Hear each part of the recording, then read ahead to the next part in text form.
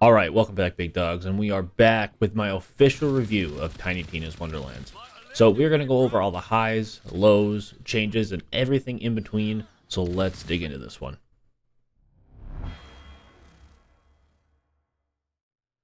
Alright, so Tiny Tina's is the newest addition to the Borderlands series and takes place on a Bunkers and Badasses board created by Tiny Tina, who has been a fan favorite character throughout the entire Borderlands series. And Bunkers and Badasses being this world's version of the popular game Dungeons and Dragons. So there are a few new changes right away that normally you don't get to do in these Borderlands games. So you actually get to completely make your own character from scratch, which is new to these games. You can pick everything from their color, their class, which there is a total of 6, their gender, and even an entire backstory for your character.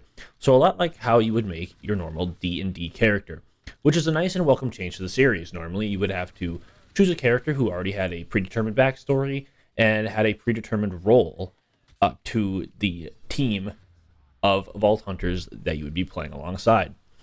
Now, the game itself actually plays a lot like Borderlands 3, with a lot of vaulting and sliding with a faster paced gameplay, which I personally prefer over the gameplay of the first 3 installments. I enjoy the faster pace, I enjoy the run and gun style. Now, I do want to add too that the game is very well optimized. Not many reviews talk about optimizations of games, but after barely being able to stream and play Borderlands 3, and now being able to run this game at max settings and still record and stream without much, if any, frame loss at all, it was something that was really welcomed, and I just wanted to add that little side note in. But overall, the gameplay is extremely fun and feels really, really smooth. It's very reactive, responsive, and makes for a very fun experience overall. Now, like I said earlier, this game takes place on a board game made by Tiny Tina. There is a overworld map where you kind of have like a tinier version of your character, which allows you to go to different maps of the game itself. So you'll be up on the overworld and you'll be able to go to different locations and go to that map, and that's when you'll kind of jump into the first-person shooter aspect of the game. Now, it's not just your character. You are actually accompanied by Valentine and Fret. Valentine is voiced by Andy Samberg and Fret by Wanda Sykes. And they actually do a wonderful job. You don't actually have their characters like down on the board with you. They're not with you while you're playing the game. If you're playing solo, you're completely by yourself. But they kind of serve as that old angel and demon on your shoulder throughout the game. And they honestly make for a wonderful, wonderful kind of break in the combat throughout the game. They do a great job of asking questions that you, the player, might actually have. And they'll call her out for a character being really cliche and them being like, oh, I bet he's going to do this next. And then Tina gets upset because they called out her character and she's like, no, now it does this. And it makes for really good moments, and it does bring you back to remembering that this is a board game and there are other people there. And it's a really nice touch, and it adds for some really, really funny moments. Now, although the Borderlands 3 story was quite lackluster, the story in Tiny Tina's completely makes up for that game, in my opinion. The Borderlands 3 game, as we all know, actually wasn't terrible gameplay-wise, and it was not the most optimized, but the story itself was just not there. And so when this game was announced and I finally got my hands on it, I wasn't exactly full of expectations. I didn't have exactly high expectations. I didn't really expect anything quite as good as what we got. This, like I said, the story for Tiny Tina's completely makes up for Borderlands 3. The guns in this game are, as you'd expect with Borderlands, very wild with many variants, but these guns do have a really cool fantasy touch to them.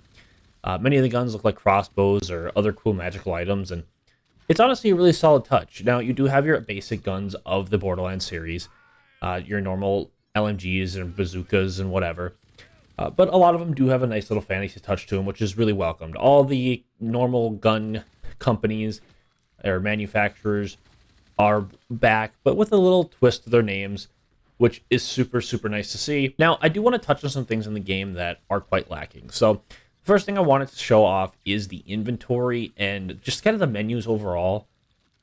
They can be a little confusing at first, and a few of the ways they did things like the mythic ranks and things like that can be a little confusing at first for people who haven't played the game or played any of the previous games at all.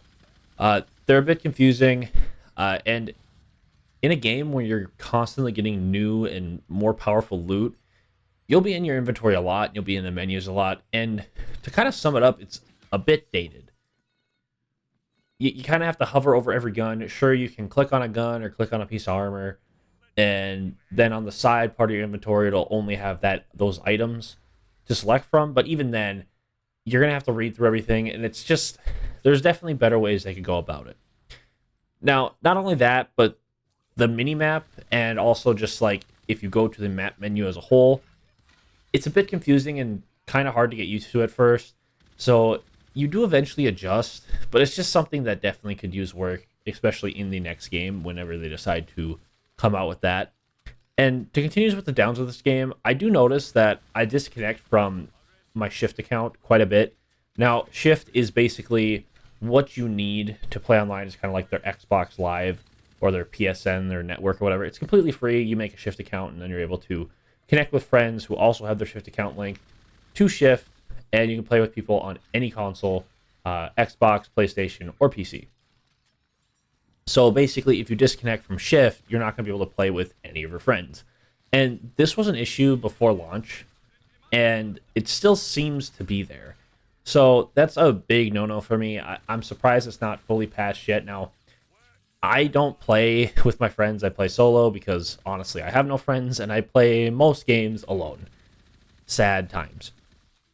But these games are known for being played with a group of friends, and I'm just surprised it's something they haven't fully touched over yet.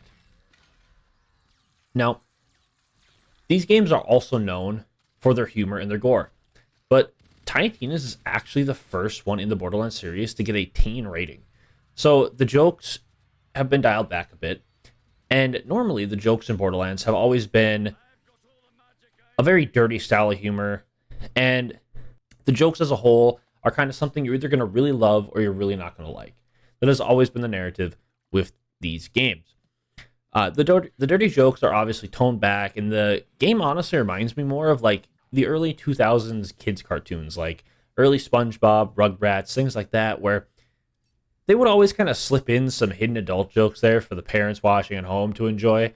And that's about the humor style you can expect from this game. So nothing bad, but I'm just someone who really did enjoy the dirty humor of the other games of the series and kind of hope they return in the next game. This isn't anything bad, and I don't really want to put it as like a negative on the game, but it's just something I personally preferred. The other thing I wanted to touch on is the game is a little short. If you were to just do the story, I bet you could finish it in under 20 hours. If you were kind of just rushing through it and not doing any of the side quests or anything like that. It took me just over 50 hours to 100% all the base game maps and levels. So, not the shortest game ever, obviously, it is an RPG. But as someone who has put in over 150 hours in all the other Borderlands games, it does feel a bit short story-wise. Now, this game was supposed to be a filler, and it did do that well. But games like this also tend to have an end game where you can grind out and get the best loot possible in the game.